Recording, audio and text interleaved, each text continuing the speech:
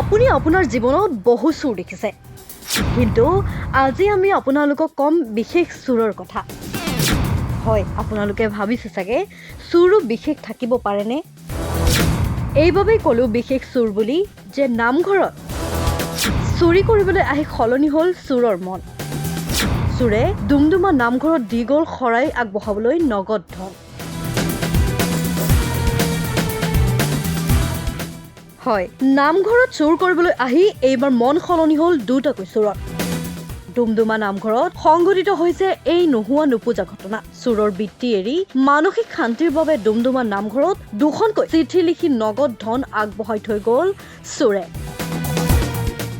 চিঠিখনত নিজকে বৰডুবি চাহ বাগিচাৰ বুলি উল্লেখ কৰি চুৰ বৃত্তিক জড়িত হৈ মানসিক অশান্তিত ভুগি থকাত শৰাই আগবঢ়াবলৈ এখন চিঠিসহ ৩৫০০ আৰু অন্য এখন চিঠিত ৪৫০০ টকা দি থৈ যায় চুৰে।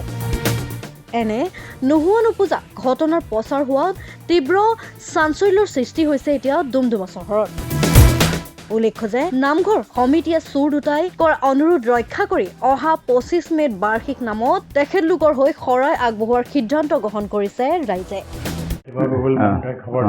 যোৱা নিশা আমাৰ নামঘৰৰ বাহিৰত থকা দান পাত্ৰটো চুৰি হৈছিলে। চুৰি হ'বলৈ নাপালে, কোনোবা দুৰ্বৃত্তই তাত মানে ভাঙিবলৈ চেষ্টা কৰিছিলে যদিও ভাঙিব নোৱাৰিলে। ৰাতিপুৱা আমাৰ নামঘৰীয়া প্ৰথমতে খবৰটো পায়, বুবুল মহন্ত আমাৰ এজন সদস্য, তেওঁক খবৰটো দিয়ে। তেখেতে ইতিমধ্যে আমাক জনায় যে নামঘৰৰ দান পাত্ৰটো চুৰি হৈছে, চুৰি কৰাৰ চেষ্টা কৰিছিলে। সেয়েহে আমি আহি দেখিলোঁ, আৰু দেখাৰ পিছত দেখিলোঁ যে দান পাত্ৰটো নষ্ট কৰিছে, কিন্তু তাৰ পৰা পইচা লৈ যাব পৰা নাই।